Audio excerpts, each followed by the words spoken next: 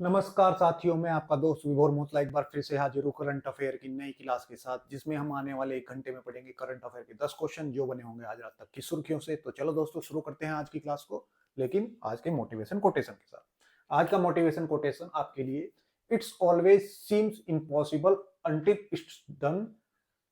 National मंडे Nelson Mandela Nelson Mandela ji कहते थे, तब तक कोई काम हम शुरू नहीं करते तब तक वो असंभव दिखाई देता है।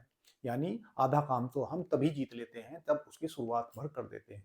आधे लोग आपने ऐसे देखे होंगे जो आपसे ज्यादा टैलेंटेड है, लेकिन वो कुछ नहीं कर पाते। क्यों?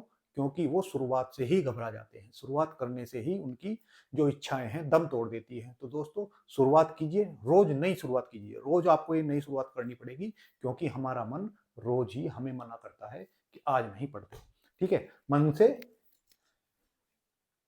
पाला पड़ा है आपका। चलिए क्वेश्चन नंबर 1 देखते हैं। हाल ही में किस देश ने जनवरी 2026 से क्रिप्टो करेंसी माइनिंग और ट्रेडिंग को कानूनी मान्यता के लिए वर्चुअल स्टेटस पर कानून लागू किया है?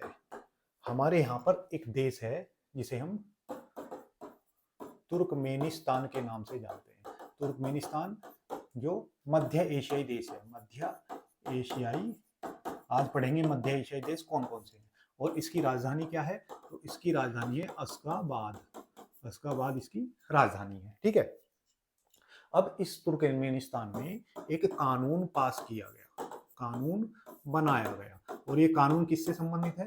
तो ये क्रिप्टो करेंसी करेंसी की माइनिंग, माइनिंग का मतलब होता है इसको बनाना, और ट्रेडिंग, ट्रेडिंग से संबंधित है। ठीक है, अब ये कानून को मान्यता कब मिली? तो मान्यता इनको तब मिली तब यहाँ के राष्ट्रपति, और राष्ट्रपति कौन है यहाँ के? तो राष्ट्रपति का नाम आप लिख लेंगे सरदार बर्डी, सरदार बर्डी, और आगे का नाम सरदार बर्डी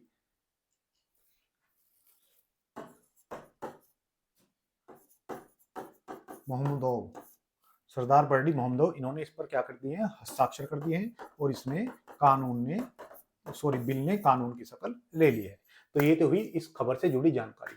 अब सबसे पहले जानते हैं क्रिप्टो करेंसी होती क्या है। दोस्तों क्रिप्टो करेंसी जिसके हम अन्य नाम भी हैं, जिसे हम वर्चुअल करेंसी,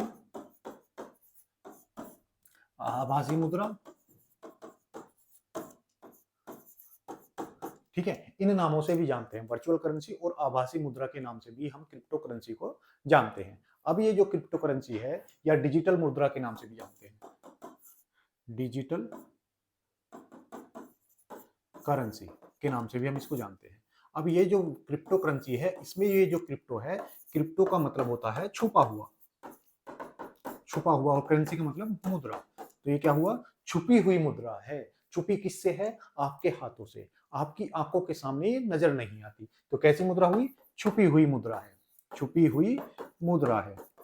कहां पर रहती है? तो आपके फोन में रहेगी।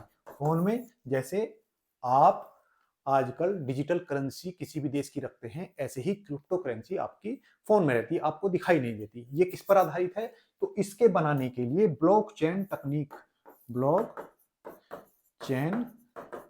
तकनीकी के द्वारा इसको बनाया जाता है। किसके द्वारा बनाया जाता है? तो ब्लॉकचेन तकनीकी द्वारा बनाया जाता है। मान लो आपने चैन देखी होगी, चैन ऐसे रहती है, एक कड़ी से एक कड़ी जुड़ी रहती है। तो इसकी सबसे बड़ी खास बात क्या है? मान लो ए पर्सन ने बी को कुछ पैसे ट्रांसफर किए, या कुछ क्रिप्टो करेंसी ट्रांसफर की। तो अगर मैं बीच में से यहां से इसको चुराना चाहूं, यानी इस चैन को यहां से तोड़ दूं, तो ये करेंसी वापस इसके पास चली जाएगी। इसलिए इसको चुराना काफी मुश्किल है। ये तो इसका फायदा हुआ, लेकिन इसका नुकसान भी है। इसका नुकसान क्या है? इसका नुकसान यह है कि ये किसी की नजर में नहीं आती। नजर में नहीं आती, इससे क्या नुकसान हुआ? भाई अगर देश चलाने के लिए सरकार को ये नहीं पता होगा कि कितना पैसा किसको कौन दे रहा है, तो क्या होगी? कालाबाजारी होगी। ठीक है, जैसे हवाला के जरिए होती है ना, या टेररिज्म के जरिए होती है, या विदेशी फंडिंग जो कराते हैं टेररिज्म के लिए उसके द्वारा। तो उसके लिए आसान सा एक रास्ता हो जाएगा कहीं भी आतंकवाद उत्पन्न के लिए या किसी भी अर्थव्यवस्था को खराब करने के लिए। ठीक है, तो ये इसके नुकसान हुए। इस पर कोई भी बैंक क्या नहीं करता, इसको नियंत्रित नहीं करता। जैसे हमारे यहाँ बहुत सारे बैंक है जो रुपये को नियंत्रित करते हैं, या आरबीआई है जो क्या करती है, रुपये को नियंत्रित करती है। तो ऐसे इसके ऊपर कोई बैंक नहीं है। इसको बनाया कब गया था, तो सबसे पहले 2008 में एक व्यक्ति थे जिनका नाम था सातोशी नाकामोतो। सातोशी नाकामोतो ये व्यक्ति थे। अब ये व्यक्ति हैं या ये एक समूह है, इसकी जानकारी आज तक नहीं आई, ना ही इस व्यक्ति का किसी ने आज तक फोटो देखा। बस ये पता है कि 2008 में इन्होंने एक करेंसी बिटकॉइन के नाम से, किस नाम से, तो बिटकॉइन के नाम से इन्होंने एक करेंसी निकाली थी जिसे हम आभासी मुद्रा या क्रिप्टो करेंसी के रूप में जानते हैं। इसके बाद और इसके उदाहरण हैं, जैसे डोजीकॉइन भी इसका उदाहरण है। आपने एलन मस्क को इसको प्रचार करते हुए देखा होगा डोजीकॉइन का, तो डोजीकॉइन भी इसका एक उदाहरण है। इसकी चोरी पकड़ना बहुत मुश्किल है, इसलिए सभी देश इसको नहीं अपनाते हैं। अभी किसने अपनाया है, तो तुर्कमेनिस्तान ने अपनाया है। इसका एक उदाहरण और एथेरियम है। एथेरियम भी एक क्या है, एक क्रिप्टो करेंसी है। ठीक है, यहां पर एक क्वेश्चन और बनता है कि क्रिप्टो करेंसी को आधिकारिक रूप से मान्यता देने वाला, आधिकारिक रूप से मुद्रा की मान्यता देने वाला पहला देश कौन सा था, मान्यता देने वाला देश कौन सा था, तो ये बना था एल सल्वाडोर जो दक्षिण अमेरिकी एक देश है, ये सबसे पहला देश बना था जिसने इसे आधिकारिक तौर पर पहले क्या दी थी, मान्यता दी है। तो अब तुर्कमेनिस्तान ने भी इसको मान्यता देने का काम किया है। तो ये बिटकॉइन है, ये आपको दिखाई नहीं देगी लेकिन काम पूरा बजा देगी। ठीक है, चलिए अब हम चलते हैं मध्य एशिया में। दोस्तों ये है हमारा प्यारा भारत, और प्यारे भारत की सैर करेंगे हम, तब पहुंचेंगे मध्य एशिया।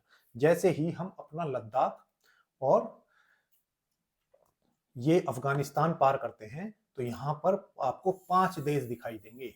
ये कैसे हैं, इनको हम मध्य एशियाई देश कहते हैं। कौन सा देश कहते हैं, तो मध्य एशियाई देश कहलाते हैं। और ये सारे पांचों के पांचों देश 1991 में यूएसएसआर के विघटन के बाद, यानी जो यूएसएसआर है जिसका आज सबसे बड़ा देश रूस है, रूस को पहले हम यूएसएसआर के नाम से जानते थे, तो 1991 में यूएसएसआर के विघटन के बाद इनको निर्माण हुआ। तो कौन से ये 5 मध्य एशियाई देश है, हम इनको देख लेते हैं। ये सबसे पहला देश आप देख रहे हैं कजाकिस्तान, यहाँ पर लिख लेते हैं कजाकिस्तान। और इसकी राजधानी क्या है, तो इसकी राजधानी है अस्ताना इसकी राजधानी है। और कजाकिस्तान के बारे में क्या चीज फेमस है कि ये दुनिया का सबसे बड़ा भूमि अवरुद्ध देश है। भूमि अवरुद्ध का मतलब क्या होता है कि जिसकी सीमा किसी भी समुद्र से नहीं लग रही हो, ऐसा सबसे बड़ा देश कौन सा है, तो विश्व में कजाकिस्तान का है। आप बोलोगे इसकी सीमा तो ये लग रही कैस्पियन सागर से, लग तो रही है, लेकिन ये दोस्तों ये एक झील है। ये सागर क्यों नहीं है, नाम में तो सागर है, क्योंकि इसकी सीमा किसी भी अन्य सागर से नहीं लगती। जिनकी सागर की सीमा आपस में जुड़ी हुई हो, या विश्व में जितने भी सागर वो कहलाते हैं जिनकी सीमा आपस में जुड़ी हुई हो, और इसकी सीमा किसी बाह्य सागर से नहीं लगती, इसलिए ये एक झील है। सागर सिर्फ इसके नाम में है। तो भूमि अवरुद्ध देश दुनिया का सबसे बड़ा है, और दुनिया का नंबर 1 यूरेनियम उत्पादन करने वाला देश भी कौन सा है, तो यही है। ठीक है, उसके बाद दूसरा है उज्बेकिस्तान।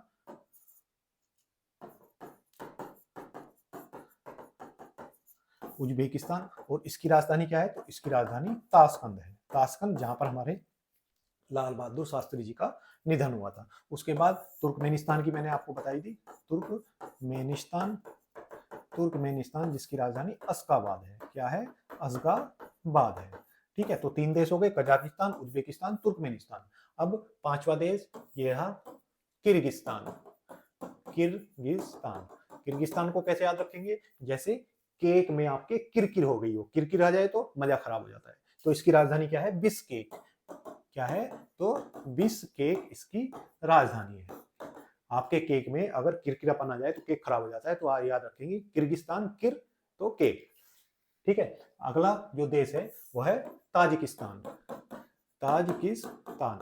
अब ये बताइए सबसे ज्यादा ताज कौन पहनता था? भाई सबसे ज्यादा ताज वो पहनेगा जिसके सिर्फ 10 होंगे। तो ऐसे कौन था? रावण। तो इसकी राजधानी दशांबे। क्या राजधानी हुई? दशांबे, क्योंकि ताज सबसे ज्यादा रावण पहनता था, तो दशांबे, दशानगर से आप इसे याद रखेंगे। चलिए, तो ये हुए हमारे मध्य एशियाई देश। अब बढ़ते हैं आगे। Question number 2। आज रिवीजन के क्वेश्चन लगाना भूल गया। चलिए, हाल ही में जनवरी 2026 में किस शहर में दूषित पेयजल की आपूर्ति के कारण 17 लोगों की मौत हो गई और एक स्थानीय महामारी की स्थिति पैदा हो गई है? दोस्तों, एक शहर जिसे आप अच्छी तरह से जानते हैं, उस शहर कहां पर है? तो मध्य प्रदेश में ये शहर है और इसका नाम है इंदौर। इंदौर, जो लगातार 8 बार भारत का सबसे स्वच्छ शहर रहा है। भारत का सबसे स्वच्छ शहर इंदौर।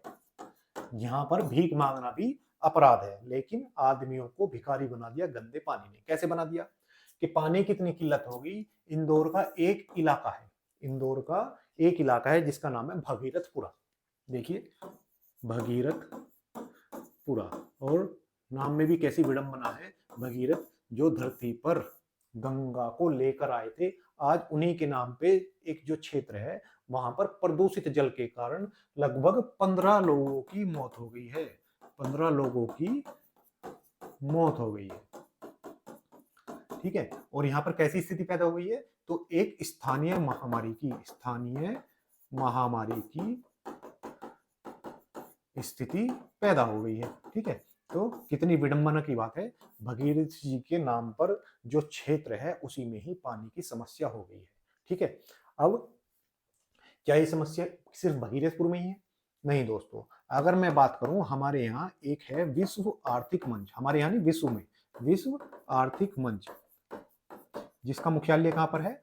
तो स्विट्जरलैंड में इसका मुख्यालय है। ठीक है। अब ये संस्था कहती है कि भारत में जो भूजल है जिसे हम निकाल कर पीते हैं, उसका 70% पानी पीने योग्य नहीं है। क्या है? कि इसका कहना है कि अनुसार भारत के भूजल का 70% पानी पीने योग्य नहीं है। ठीक है। अब ये आर्थिक मंच है, इसकी स्थापना कब हुई थी? तो 1971 में इसकी स्थापना होती है। और कौन सी तारीख को होती है? तो 24 जनवरी 1971 को इसकी स्थापना होती है। अब इसके अनुसार कि जो भारत में भूजल है वो 70% पीने योग्य तो है ही नहीं। इसका मतलब क्या हुआ? इसका मतलब ये हुआ, जो हमारी पुरानी जो सांस्कृतिक प्रथाएं थी वो कितनी अच्छी थी, अब लोगों को धीरे धीरे समझ आएगा। अब क्या होता है, कहीं भी गांव में चले जाओ तो समरसिविल से सफाई का इतना कीड़ा हो गया है लोगों को। हर जगह सफाई, पानी बहा रहे हैं सफाई के नाम पे। उससे क्या है कि भूजल नीचे घटता जा रहा है। अब जब भूजल नीचे जा रहा है तो जो ऊपर की गंदगी है वो भी नीचे आ रही है। अब वो गंदगी पानी में मिलने लगी है ना। अब जब पानी में मिलने लगी है तो क्या है, वो पानी प्रदूषित हो गया। इसका दूसरा कारण क्या है? जितना हम पेस्टिसाइड का प्रयोग अपने खेती में कर रहे हैं वो भी इसका दूसरा कारण है। बाकी इंडस्ट्री इसका तीसरा कारण है। यानी मानव ने विकास के नाम पर जो प्रकृति का दोहन किया है, प्रकृति उसी को उनको वापस देने जा रही है। ठीक है। चलिए, तो कहां हुआ है? इंदौर में हुआ है। प्रदूषित संकट पेयजल विश्व आर्थिक मंच, जिसको मैंने बताया आपको कब इसकी स्थापना हुई थी। लगभग 70% सतही जल पीने योग्य नहीं है। भारत में 70% जल पीने योग्य नहीं है। ठीक है। और 90% सीवरेज बिना उपचारित जल निकायों के छोड़ दिया जाता है। अब क्या हो गया कि जो इंदौर में ये घटना हुई है, इसका सबसे बड़ा मुख्य कारण क्या था कि जो पानी की लाइन जाती थी इस क्षेत्र में, उसमें रिसाव हो गया। और जो नाले का पानी है, जो सीवरेज का पानी है, वो लोगों की पीने के पानी में घुलकर उनके पास जाने लगा। तो ये बीमारी का प्रमुख कारण बना है। तो उन्होंने यही बताया कि 90% जो सीवरेज हैं हमारे यहाँ पर, उनको उपचारित किए जल निकायों में छोड़ दिया जाता है। अब क्या होता है, आपने भी देखा होगा, नदियों में जो शहरों का पानी मिलता है वो नालों से सीधे नदियों में छोड़ दिया जाता है। अब वो नदी जो पीने योग्य पानी था, उनको शहरों के नालों ने या कस्बों के नालों ने क्या कर दिया, उनको प्रदूषित कर दिया। पहले हमारे यहाँ छोटे छोटे तालाब हुआ करते थे जिसमें आसपास का पानी जमा होता था, बारिश का पानी भी जमा होता था, तो वो पानी वहीं पर रुक जाता था। अब क्या है, वो नदियों को भी खराब करता है। तो मानव ने हर जगह ही दोहन किया है। ठीक है, इससे क्या क्या बीमारी हो रही है सब बता दिया आपको। चलिए, ठीक है, कानूनी ढांचे। तो अनुच्छेद 21 कहता है कि स्वच्छ पानी पीने का अधिकार है। तो ये आपसे प्रश्न पूछा जा सकता है कि हमारे संविधान का कौन सा अनुच्छेद कहता है कि पानी पीने का अधिकार। तो 21 कहता है, क्योंकि 21 में हमारे निजता का अधिकार दिया है और निजता के अधिकार में ही पानी पीने का अधिकार है। 1947 में राज्य का कर्तव्य है कि वह नागरिकों के पोषण स्तर और सार्वजनिक स्वास्थ्य में सुधार करे। तो इससे भी इसका जुड़ाव होता है, क्योंकि अनुच्छेद 47 कह रहा है कि आपको नागरिकों के स्वास्थ्य का और उनके पीने के पानी का, पोषण स्तर का भी ध्यान रखना चाहिए। तो हमारे ये संविधान से जुड़े मुद्दे हो गए। चलिए, अब हम जान लेते हैं इंदौर। इंदौर, जिसे अहिल्याबाई होलकर की नगरी के नाम से जाना जाता है, इस किस में है, तो मध्य प्रदेश में है। मध्य प्रदेश, जिसकी राजधानी भोपाल है। भोपाल इसकी राजधानी है। अगर मैं बात करूं इसके पड़ोसी राज्यों की, तो ये वाली सीमा इसकी राजस्थान से मिलती है। थोड़ा सा बॉर्डर यहाँ पर मिलता है इसका गुजरात से। नीचे वाली लंबी सीमा इसकी मिलती है महाराष्ट्र से, और इधर छत्तीसगढ़, और ऊपर अपना यूपी। तो हो गया डब्बे में बंद कौन, मध्य प्रदेश। अब मध्य प्रदेश की बनी कितनी भुजाएं, तो 5 भुजाएं। तो 5 इसके पड़ोसी हो गए। ठीक है, अब 5 पड़ोसी हो गए, तो यहाँ के सीएम कौन हुए, तो सीएम हुए इनके मोहन यादव। मोहन यादव जी यहाँ के मुख्यमंत्री हैं। दूसरे, यहाँ के राज्यपाल कौन है, तो यहाँ के राज्यपाल जो बने हैं उनका नाम है मंगूभाई छगनभाई पटेल। मंगूभाई छगनभाई पटेल इनके हाल ही में राज्यपाल बने हैं।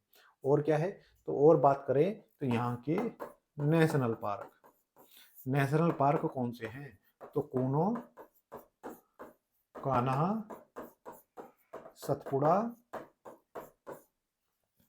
पेंच, कूनो, कान्हा, सतपुड़ा, पेंच, और कौन सा है भाई, कूनो, कान्हा, सतपुड़ा, पेंच, बांधवगढ़। तो ये इसके नेशनल पार्क हुए। कूनो, कान्हा, सतपुड़ा, पेंच और बांधवगढ़ इसके हो गए नेशनल पार्क। अब बात करें यहाँ के हवाई अड्डों की, तो जो आपको इंदौर दिख रहा है, यहाँ पे एक हवाई अड्डा है जिसका नाम है अहिल्याबाई होलकर हवाई अड्डा है। दूसरा यहाँ पर भोपाल में है, तो भोपाल में जो हवाई अड्डा है उसका नाम है राजा भोज अंतरराष्ट्रीय हवाई अड्डा। कहाँ राजा भोज और कहाँ गंगू तेली, तो इस नाम से भी आप याद रखेंगे। ठीक है, तो ये हो गया हमारा एमपी। चलिए आगे बढ़ते हैं।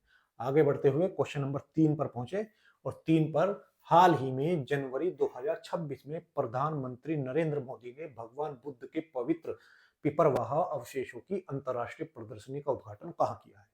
तो ये इतिहास की दृष्टि से बहुत महत्वपूर्ण क्वेश्चन है। तो आज इसलिए कोई भी एग्जाम आपसे बच के नहीं जा पाएगा, यहाँ से कोई क्वेश्चन आएगा तो सबसे पहले पढ़ने वाले बच्चे आप होंगे।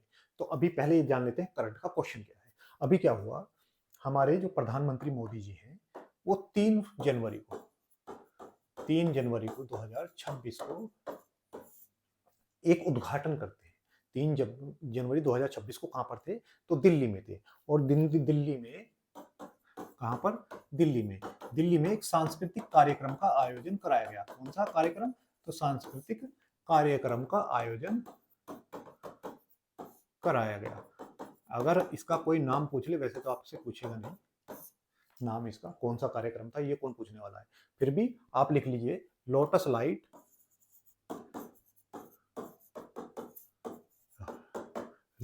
लाइट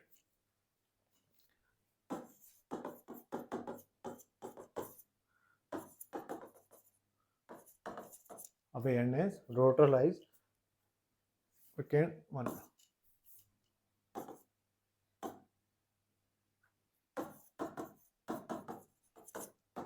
ये कार्यक्रम था जो सांस्कृतिक कार्यक्रम का भी दिल्ली में आयोजन हुआ। इस कार्यक्रम का उद्घाटन किसने किया? तो जब हमारे प्रधानमंत्री मोदी जी गए तो उद्घाटन भी मोदी जी ही करेंगे।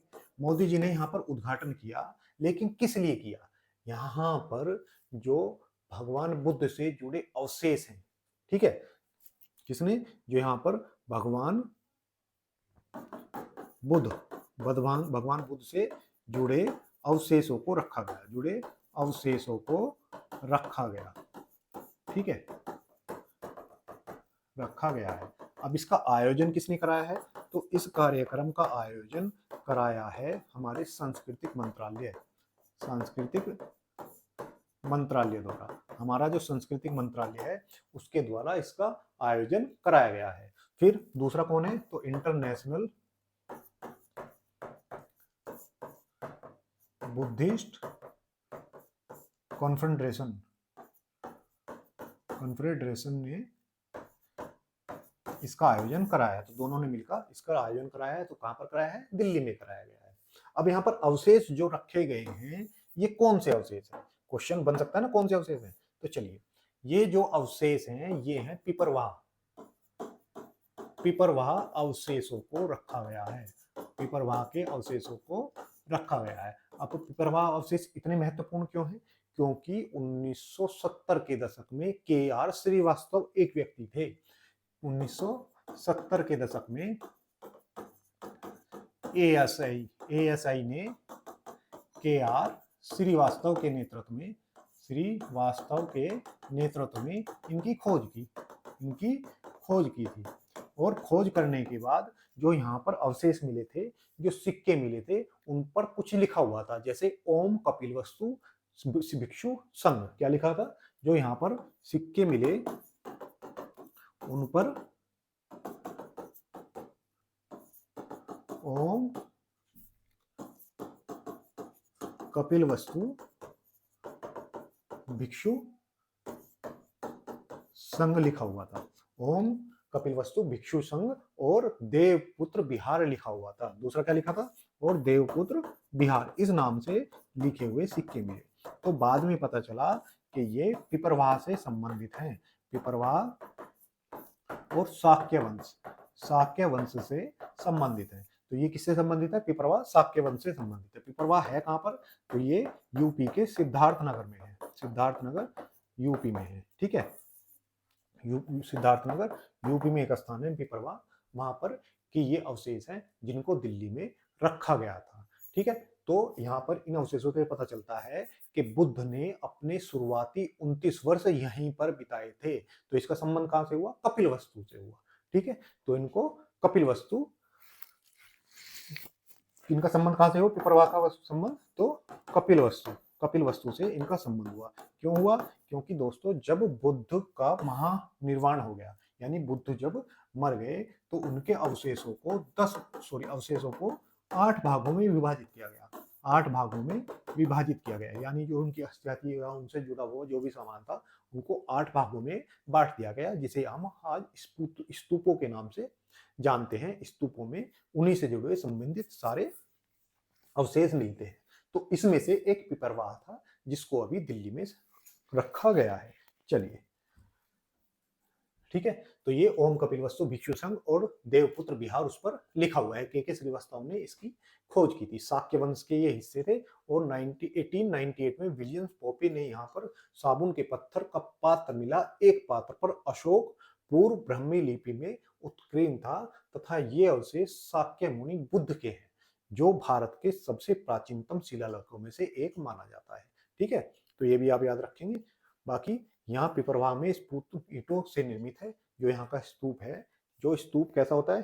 तो अब एक संरचना बना दी जाती है ऐसी गोलाकार, तो इसको स्तूप कहते हैं, जिसके अंदर क्या रखे जाते हैं? तो अवशेष रखे जाते हैं। खुदाई में यहाँ 4 मठ और एक विशाल आंगन के अवशेष भी मिले हैं। तांबे के सिक्के, पंचमढ़ाई सिक्के, कीमती पत्थर आदि यहाँ पर मिले हैं। तो जैसा मैंने यहाँ बताया, इन्हीं सिक्कों पर लिखा हुआ था कपिल वस्तु भिक्षु संघ। तो ये अभी प्रधानमंत्री जी ने यहाँ पर इसका उद्घाटन किया है। चलिए अब हम जान लेते हैं बौद्ध धर्म से जुड़ी सारी चीजें। तो चलिए आज हमारे साथ पढ़िए आप बौद्ध धर्म। बौद्ध धर्म के प्रवर्तक कौन थे? तो महात्मा बुद्ध। महात्मा बुद्ध इसके प्रवर्तक थे। महात्मा बुद्ध जिन्हें हम light of Asia, light of Asia यानी एशिया का प्रकाश भी कहते हैं, एशिया का प्रकाश भी कहते हैं।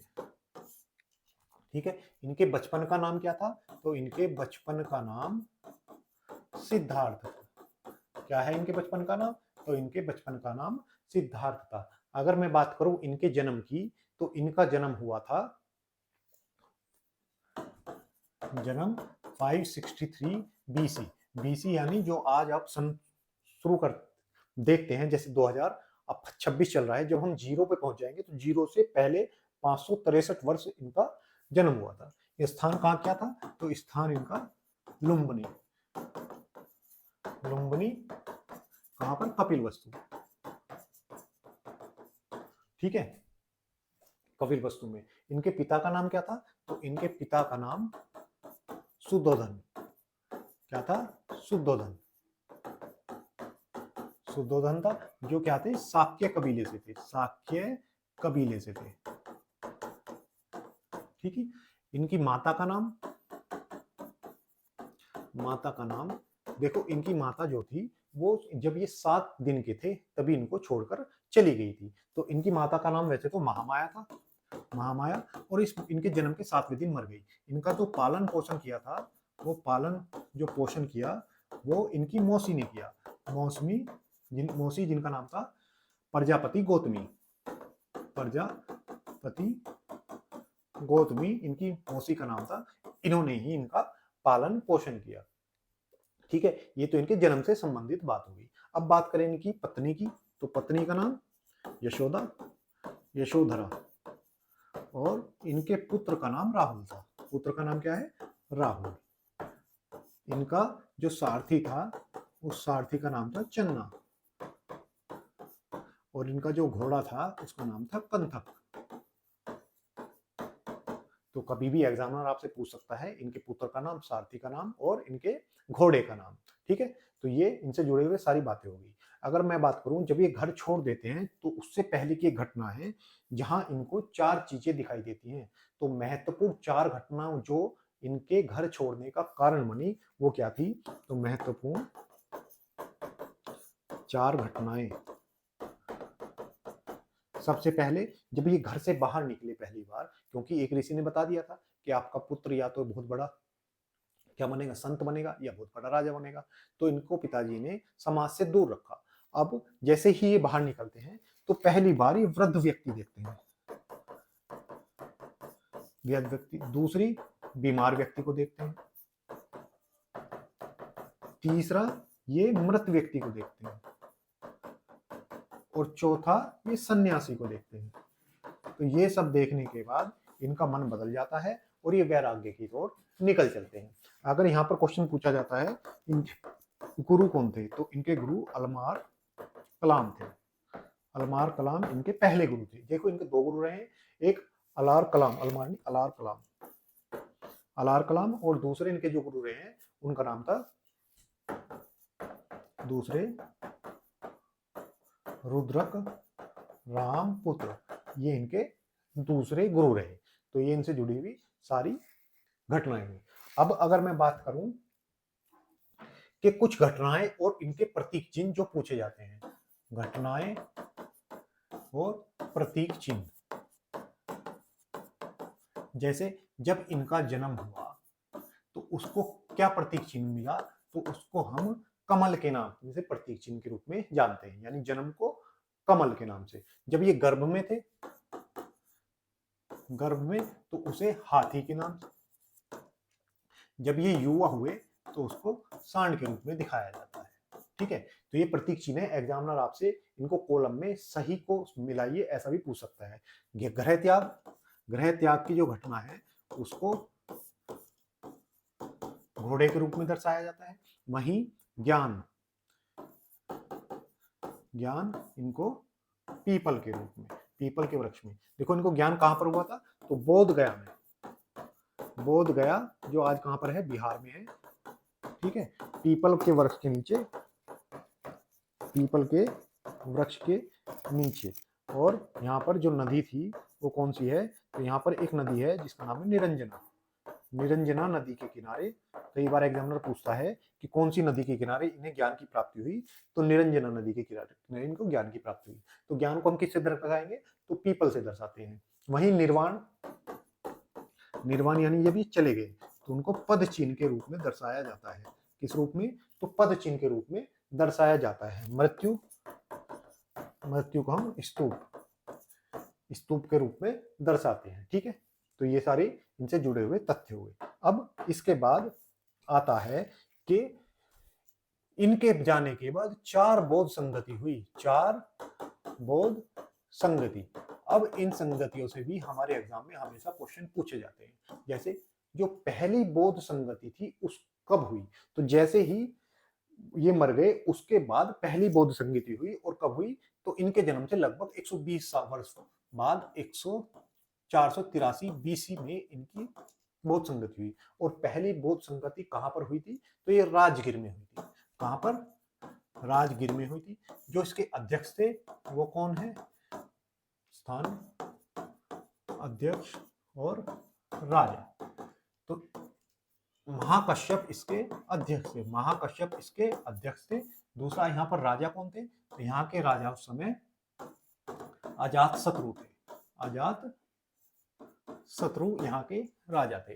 दूसरी बौद्ध संगति लगभग इससे 100 वर्ष बाद 883 बीसी में हुई।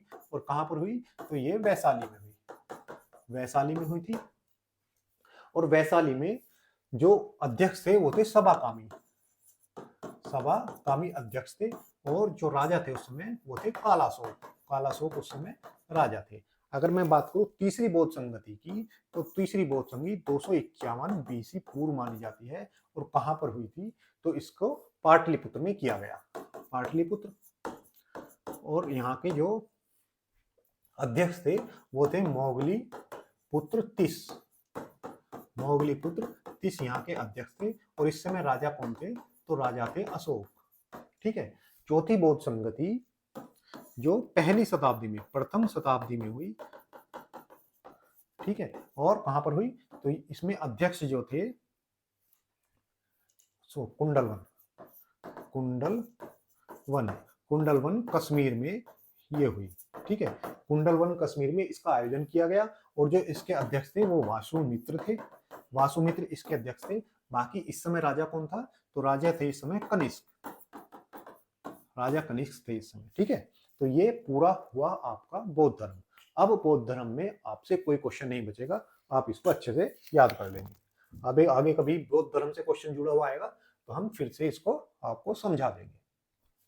विश्व ब्रेल दिवस प्रतिवर्ष किस तिथि को मनाया जाता है, तो विश्व ब्रेल दिवस, ब्रेल क्या है, ब्रेल दिवस कौन सा, तो विश्व, विश्व ब्रेल दिवस विश्व में हर 4 जनवरी को तारीख को मनाया जाता है। अब ये ब्रेल क्या है, ब्रेल लिपि है, ब्रेल क्या है, लिपि है।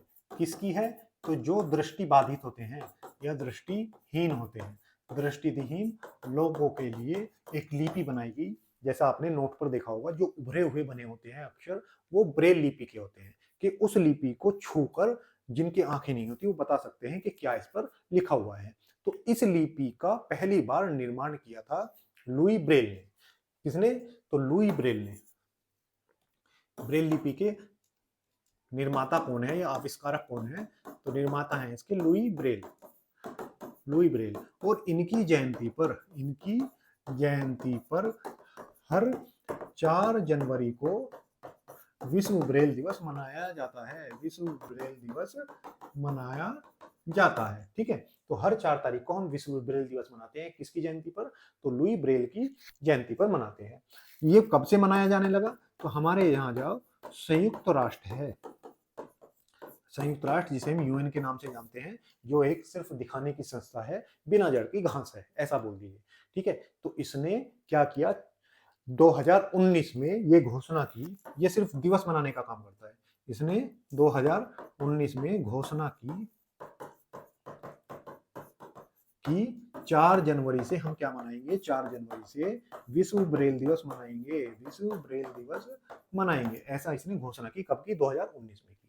चलिए अब यूएन आई गया है तो इसको एक बार पढ़ लेते हैं। यूनाइटेड नेशन, संयुक्त राष्ट्र, जिसको हम विश्व की लघु संसद के रूप में भी जानते हैं, विश्व की लघु संसद के नाम से भी हम इसको जानते हैं। बाकी है कुछ काम नहीं इसका, चलिए फिर भी पढ़ लेते हैं क्योंकि हमारे एग्जाम की दृष्टि से तो महत्वपूर्ण है, काम का हो या ना हो। तो संयुक्त राष्ट्र की स्थापना कब हुई, तो 24 अक्टूबर 1945 को इसकी स्थापना होती है। क्यों होती है कि सेकेंड वर्ल्ड वॉर के बाद, द्वितीय विश्व युद्ध के बाद सभी देश एक साथ मिलते हैं और कहते हैं कोई ऐसी संस्था बनाए जो सबकी आपस में लड़ाई का समाधान कर दे और जो आगे युद्ध ना होने दे या दूसरे विश्व युद्ध जैसी फिर से परिस्थिति उत्पन्न ना होने दे।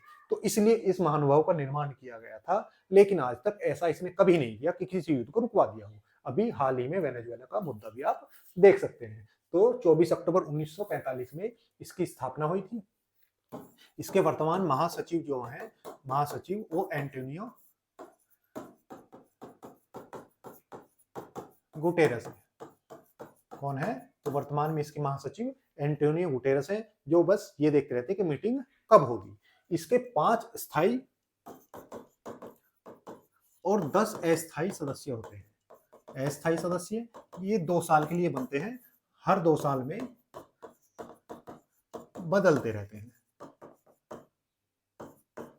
ठीक है, ये जो है परमानेंट है, इनके पास वीटो पावर होता है, वीटो शक्ति होती है। वीटो शक्ति क्या होती है, अगर 5 में से किसी एक देश ने भी किसी मुद्दे पर विपक्ष में वोट कर दिया तो वो मुद्दा पास नहीं होगा, ये मान लीजिए वीटो पावर। ठीक है, अब ये कौन कौन से हैं, तो यूएस प्लस यूनाइटेड किंगडम, अंग्रेज भी है, रूस भी है, प्लस फ्रांस भी है, और दूसरा यहाँ पर भारत होना चाहिए था।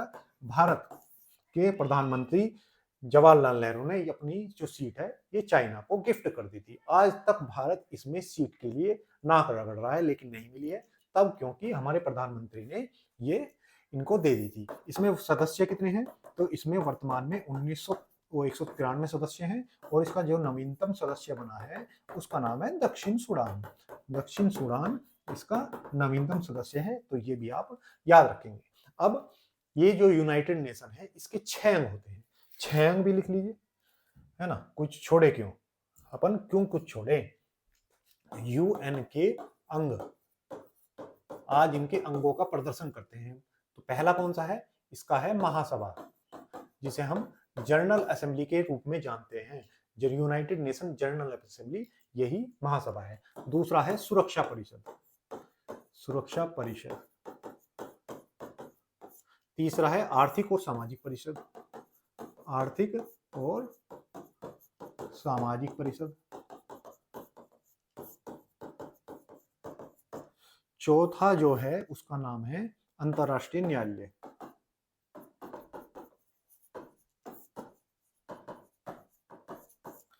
पांचवा जो है वो सचिवालय है।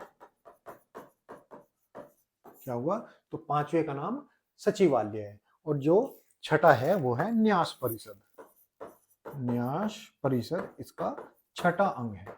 तो इन सब बातों का आप ध्यान रखेंगे तो हमारा ये हो गया यूनाइटेड नेशन। ठीक है, तो वर्ल्ड ब्रेल दिवस मनाया गया, यूनाइटेड नेशन को हमने इसमें लपेट दिया। क्यों जी, अपना तो काम आपको याद कराने का है करंट के माध्यम से, तो वो हम कराते रहेंगे, बस सिर्फ आप क्लास लेते रहिए, याद हम कराते रहेंगे। हाल ही में 3 जनवरी 2026 को सावित्रीबाई फुले की कौन सी जयंती मनाई गई। चलिए जी, एक इतिहास का एक और क्वेश्चन, एक और बम फोड़ते हैं इतिहास के नाम पर। चलिए, सावित्रीबाई फुले, तो अभी जो है सावित्रीबाई फुले इनकी 195वीं जयंती मनाई गई, 95वीं जयंती मनाई गई। ठीक है, क्यों मनाई गई, क्योंकि ये भारत की पहली महिला अध्यापक थी। क्या इससे पहले कोई अध्यापक नहीं बनी थी महिला। देखो, इनकी बड़ी संघर्षपूर्ण कहानी है। इनका बहुत छोटी उम्र में विवाह हो जाता है, और ये क्या है, बैकवर्ड समाज से थी, तो इनको वो इज्जत नहीं मिलती या वे तिरस्कार होता है इनका समाज में। तो इनके जो पति थे वे बड़े अच्छे आदमी थे, शायद उनका नाम भी आप जानते हो। ठीक है, उनका नाम क्या था, आप मुझे कमेंट बॉक्स में लिख कर बताइए कि उनका नाम क्या था। चलिए, आप क्या बताएंगे, मैं ही बता देता हूँ। उनका नाम था, इनके पति थे पति ज्योतिबा फूले। ज्योतिबा फूले इनके पति थे। ठीक है, इनको भी समाज सुधारक के तौर पर हम जानते हैं, समाज सुधारक। इन्होंने ही किसकी स्थापना की, तो सत्य शोधक समाज की स्थापना की। सत्य शोधक समाज के संस्थापक। ठीक है, तो ये जो सावित्रीबाई फूले जो थी, इनका जन्म हुआ था 3 जनवरी 1831 को। कब हुआ, तो 3 जनवरी 1831 को इनका जन्म हुआ। तो अब इनकी 195वीं क्या थी, जयंती थी। ये इसके अवसर पर सावित्रीबाई फूले की अभी जयंती मनाई गई है, 3 जनवरी को मनाई गई है। क्यों मनाई जाती है, क्योंकि उस समय सोचिए 1831 में ये पढ़ी, शादी के बाद इनके पति ने इनको पढ़ाया, और पढ़ाने के बाद ये जो वहां की छोटी बच्चियां थी, महिलाएं थी, उनके लिए इन्होंने एक स्कूल की स्थापना की, साथ ही लैंगिक समानता की चुनौतियों का भी सामना किया। इसलिए इनको भारत की पहली महिला शिक्षिका के तौर पर जाना जाता है। ठीक है, भारत की पहली महिला शिक्षिका। फिर बात आती है 1848 की। 1848 में ये अपने पति ज्योतिबा फूले के साथ मिलकर पुणे में एक बालिका विद्यालय की स्थापना करती है। ठीक है, अपने पति के साथ मिलकर पुणे में बालिका विद्यालय की स्थापना की और उसमें टीचर बनी, यानी शिक्षिका बनी, शिक्षिका, और प्रिंसिपल यानी प्रधानाध्यापक भी उस स्कूल की बनी। तो इनका महिलाओं की शिक्षा में इस योगदान को देखते हुए आज भी इन्हें क्या है, इनकी जयंती पर इन्हें याद किया जाता है। ठीक है, इनका निधन कब हुआ, तो 1897 में इनका निधन हुआ। किस बीमारी से, तो प्लेग बीमारी के कारण इनका निधन हो गया था। ठीक है, तो निधन 1897 में प्लेग की बीमारी के कारण इनका निधन हो गया था। तो 3 जनवरी को इसलिए हम बालिका शिक्षा दिवस के रूप में मनाते हैं। क्या मनाते हैं, तो 3 जनवरी को बालिका शिक्षा दिवस के तौर पर हम 3 जनवरी को मनाते हैं। ये भी आप बात याद रखेंगे। चलिए, तो ये इनके पति और ये सावित्रीबाई फूले, ज्योतिबा फूले के साथ में। क्वेश्चन नंबर 6, हाल ही में माघ मेले का पहला आधिकारिक स्नान किस तिथि को संपन्न हुआ। अभी क्या हुआ है, अभी माघ माह चल रहा है। जनवरी को हम क्या बोलते हैं, जनवरी को हिंदी कैलेंडर में माघ माह कहते हैं, और इसमें अभी क्या चल रहा है, जनवरी को पोष माह कहते हैं। ठीक है, अभी इस पोष माह में आपने पूस की रात भी पढ़ी होगी किताब हिंदी में, किसकी थी, कमेंट बॉक्स में लिखकर बताइए कि पूस की रात किसकी कविता थी या किसकी कहानी थी, सॉरी कविता बोल रहा हूँ, कहानी थी। तो अभी क्या है, प्रयागराज में 3 जनवरी को प्रयागराज में एक मेले का आयोजन किया गया जिसे हम माघ मेले के रूप में जानते हैं। और माघ मेला ये 3 जनवरी से और लगभग 18 फरवरी तक चलने वाला है। 3 जनवरी से 18 फरवरी तक, यानी 3 जनवरी से और 18 फरवरी तक इसका क्या होगा, संचालन होगा। लगभग 45 दिन का ये मेला होता है। कहाँ पर लगता है, तो प्रयागराज में लगता है। प्रयागराज में क्यों लगता है, क्योंकि वहां पर संगम है, त्रिवेणी है, तीनों नदियों का संगम है, गंगा यमुना सरस्वती। तो उसके तट पर यह मेले का आयोजन कराया जाता है। और अनुमान है क्या, अभी इसमें 31 लाख लोगों ने डुबकी अभी हाल ही में डुबकी लगाई, ऐसा कहना है। ये पता कैसे चलता है, तो सैटेलाइट के माध्यम से पता चलता है कि इस क्षेत्र में वर्तमान में कितना घनत्व है, कितने लोग यहाँ पर उपस्थित हैं। ठीक है, तो प्रयागराज में गंगा यमुना के पौराणिक सरस्वती के संगम पर इसका आयोजन किया जाता है। माघ मेले का हिंदू धर्म के सबसे पवित्र और प्राचीन आयोजनों में से एक है। प्रतिवर्ष उत्तर प्रदेश के प्रयागराज में इसका आयोजन किया जाता है। माघ मेला हिंदू पंचांग के अनुसार माह में आयोजित होता है। आमतौर पर जनवरी फरवरी के समय में लगाया जाता है, जब सूर्य मकर राशि में प्रवेश करता है। तो ये पूरी जानकारी ये रही, क्योंकि नासिक, उज्जैन में, प्रयाग, हरिद्वार में क्या होता है, हमारे यहाँ पर कुंभ का आयोजन किया जाता है और प्रयागराज इनमें सबसे ऊपर रखा जाता है। ठीक है। पौष पूर्णिमा 3 जनवरी को मेले, कल्पवश और औपचारिक शुभारंभ होता है। मकर संक्रांति में यहाँ पर क्या होगा कि स्नान होगा। मौनी अमावस्या जो इसका सबसे प्रमुख स्थान है। बसंत पंचमी, माघी पूर्णिमा और महाशिवरात्रि 15 फरवरी तक इसका समापन किया जाएगा। ठीक है। तो अब बात कर लेते हैं उत्तर प्रदेश की। किसकी? उत्तर प्रदेश की।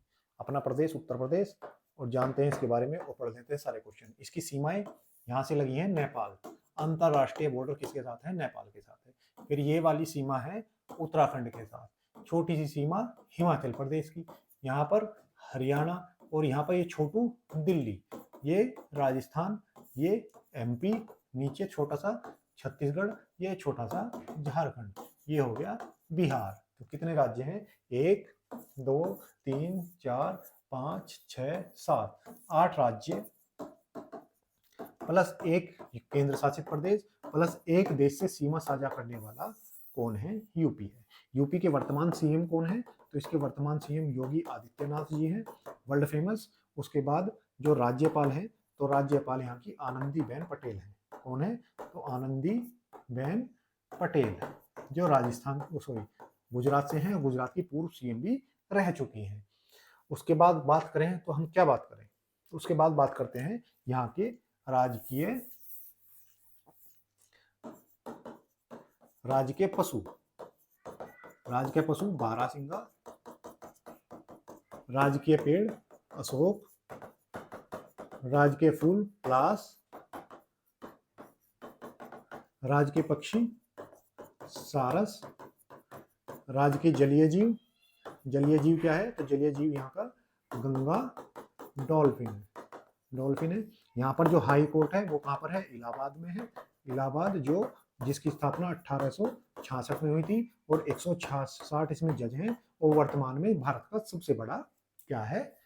तो ये हाई कोर्ट है। इसकी एक बेंच कहाँ पर है? तो इसकी एक बेंच लखनऊ में है। लखनऊ में इसकी बेंच है जो उसके बाद बात करें यहाँ के नृत्यों की। नृत्य, तो यहाँ पे रासलीला, रासलीला, नौटंकी, फिर रासलीला, नौटंकी, और कौन सा है? तो रासलीला, नौटंकी, थाली,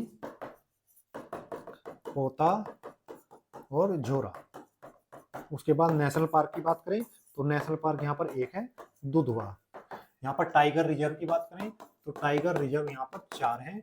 कौन कौन से हैं? अमनगढ़, दुधवा, पीलीभीत,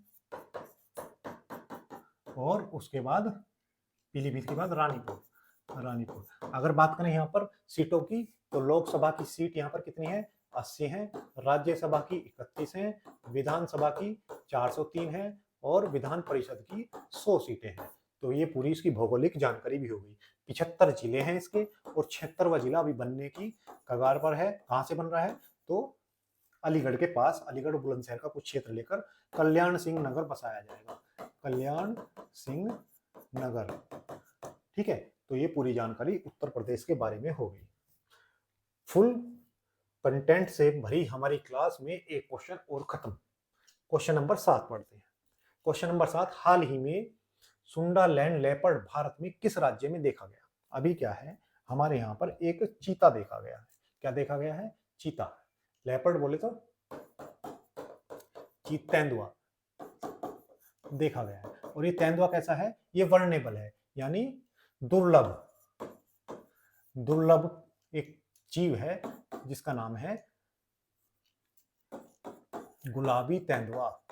क्या है? गुलाबी तेंदुआ। ये गुलाबी रंग का होता है और इसपे काले रंग के धब्बे होते हैं। कहाँ पाया गया? तो ये कर्नाटक में पाया जाता है। वैसे कहाँ पर पाया जाता है? मध्य प्रदेश में पाया जाता है, लेकिन इस बार कहाँ पर पाया गया है? ये कर्नाटक में पाया गया है और इसका नाम क्या है, तो गुलाबी तेंदुआ, इसको हम लोकल भाषा में कहते हैं, वैसे इसे सैंडवुड लेपर्ड के नाम से जानते हैं। ठीक है, तो ये भी आप याद रखिए। कहाँ पर पाया गया, कर्नाटक में पाया गया है। लैब इसका परिचय देखते हैं, तो हाल ही के कर्नाटक के विजयनगर में, कहाँ पर, कर्नाटक के विजयनगर जिले में शुष्क वनों में कैमरा ट्रैप पर दुर्लभ रंग वाले तेंदुए की पहचान की गई। यह स्थानीय रूप से सैंडलवुड लेपर्ड का नाम दिया गया है।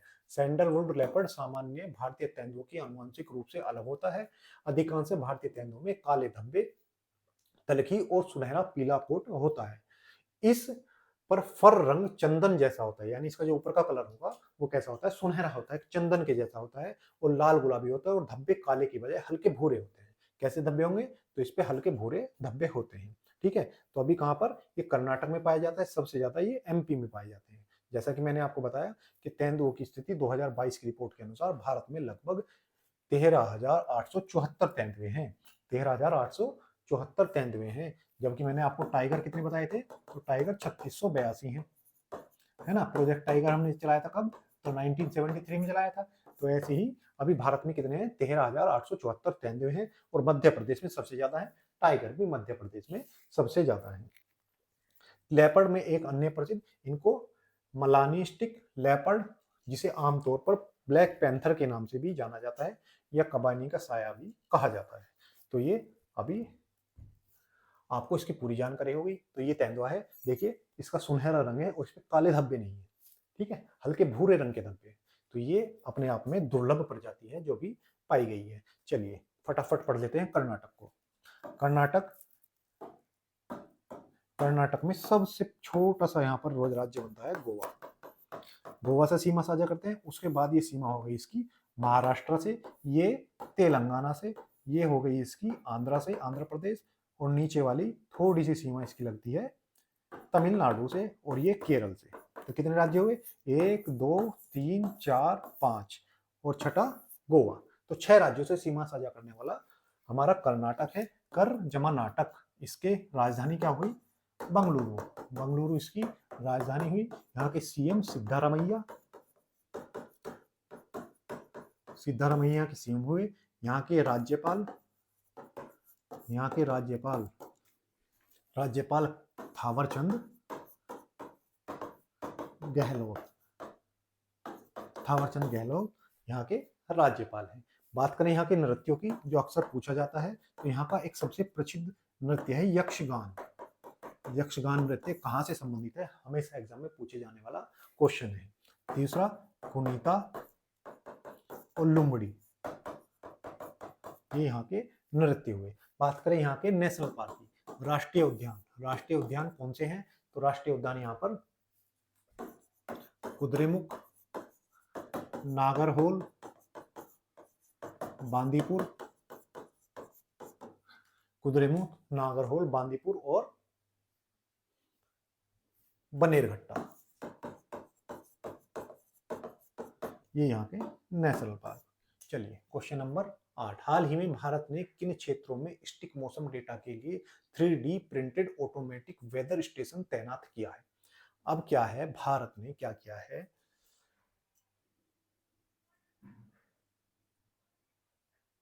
ये ऑप्शन ही गलत है यार, इसको दिल्ली में तैनात किया जाएगा।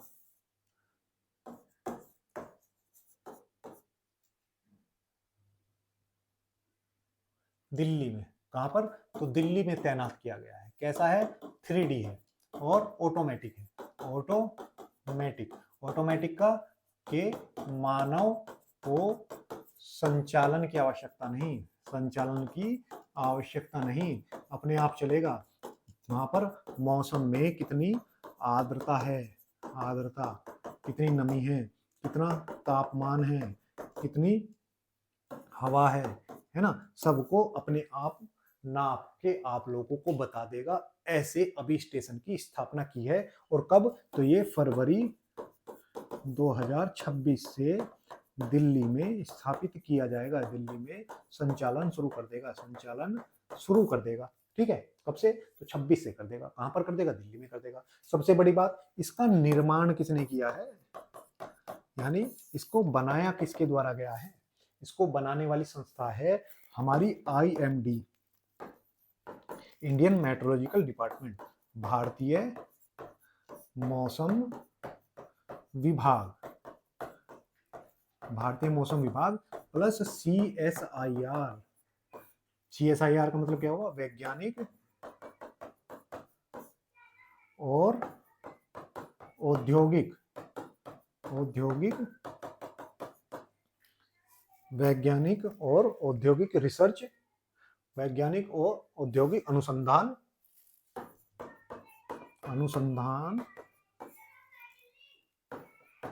केंद्र, इनके द्वारा इसका निर्माण किया गया है। अब ये जो भारतीय मौसम विभाग है, इसकी स्थापना कब हुई थी? तो इसकी स्थापना आजादी से पहले हो गई थी, 15 जनवरी, अभी हम आगे आने वाले समय पढ़ेंगे, 1875 में इसकी स्थापना हो गई थी। और इसका जो हेड ऑफिस है वो कहाँ पर है? तो इसका हेड ऑफिस दिल्ली में है। दिल्ली में जब आप लोधी रोड जाएंगे तो वहां इसका मुख्यालय आपको देखने को मिलेगा। इसके वर्तमान में हेड कौन है या इसके अध्यक्ष कौन है? तो मृत्युंजय महापात्रा इसके वर्तमान में अध्यक्ष है। अब बात करें CSIR की। CSIR की जानकारी मैं आपके लिए इधर लिख देता हूँ। सेंट्रल रिसर्च इंस्टीट्यूट, आप जिस नाम से जानते हैं, इसके अध्यक्ष हमेशा कौन होते हैं? अध्यक्ष हमेशा इसके PM होते हैं, यानी जो भी देश का प्रधानमंत्री होगा इसका अध्यक्ष स्वतः ही बन जाएगा। इसकी स्थापना 26 सितंबर 1942 को हुई थी और इसका जो हेड ऑफिस है वो नई दिल्ली में है। इनके द्वारा अभी इसकी स्थापना की गई है। ठीक है, मौसम की जानकारी के लिए ऑटोमेटिक सिस्टम हमने लगा दिया है। ठीक है, तो इसके महत्व जो है वो किसमें? तो किसानों को भी अब सटीकता से जानकारी मिलेगी। हाल ही में सुर्खियों में रहा कलाई second hydro power project Bharat के किस राज्य में स्थित है? तो अभी हमने हाइड्रो पावर प्रोजेक्ट लगाया है, कहां पर लगाया है? अरुणाचल प्रदेश में लगाया है। ठीक है, तो किस लिए ये चर्चा में रहा? तो ये 1200 मेगावाट का कलाई 2 परियोजना है, जो किस नदी पर है? तो जो हमारी ब्रह्मपुत्र है उसकी सहायक नदी है लोहित, उस पर ये बना है। ठीक है, इसका निर्माण के लिए पर्यावरण की कुछ चिंताएं थी, उनको अभी दूर कर लिया गया है और इसको बना दिया जाएगा। कुछ पर्यावरण से जुड़ी चिंताएं हैं, उनको दूर करके इसको बना दिया जाएगा और बिजली का उत्पादन शुरू कर दिया जाएगा। क्वेश्चन नंबर 10, हाल ही में किस केंद्र शासित प्रदेश ने भारत के पहले इंटीग्रेटेड सिक्योरिटी हब को पूरी तरह से चालू कर दिया है? तो अभी क्या है? अंडमान निकोबार में। कहां पर? तो अंडमान निकोबार में हमारे कौन गए थे? तो अमित शाह गृह मंत्री जी गए थे और गृह मंत्री जी ने इसका उद्घाटन हाल ही में किया है। क्या किया है? तो अंडमान निकोबार में तीनों सेनाओं का जो एक हब बना दिया, जिसमें हमारी नौसेना, वायुसेना प्लस थल सेना, तीनों सेना मिलकर एक कमांड सेंटर बना दिया गया है। कहां पर? अंडमान निकोबार में। और इसका उद्घाटन किसने किया है? तो इसका उद्घाटन गृह मंत्री अमित शाह जी द्वारा किया गया, अमित शाह जी द्वारा किया गया है। तो ये हुआ हमारा 10वां क्वेश्चन। ठीक है, इसके बारे में तो 229 करोड़ की लागत द्वारा बनाया गया है अमित शाह जी इसका उद्घाटन करते हुए। तो ये थे हमारे आज के 10 सवाल। जल्दी जल्दी खत्म करना पड़ता है, नहीं तो आप बोलोगे कि इतना लंबा करंट पढ़ा देते हैं, 1-1.5 घंटा हो गया पढ़ाते ही जा रहे हैं, इसलिए जल्दी जल्दी खत्म करना पड़ता है। लेकिन पढ़ा तो मैं और भी सकता हूँ। तो ठीक है, ये थी हमारी आज की क्लास। अगर आपको ये क्लास अच्छी लगी हो, हमारा प्रयास अगर आपको पसंद आया हो, तो भाइयों वीडियो को अपने दोस्तों के साथ शेयर कर दिया करो और कम से कम लाइक तो करके जाया करो। सब्सक्राइब तो आप करोगे, नहीं करोगे तो आपकी मर्जी, अगर मर्जी हो तो कर लीजिए। आज के लिए इतना ही, धन्यवाद।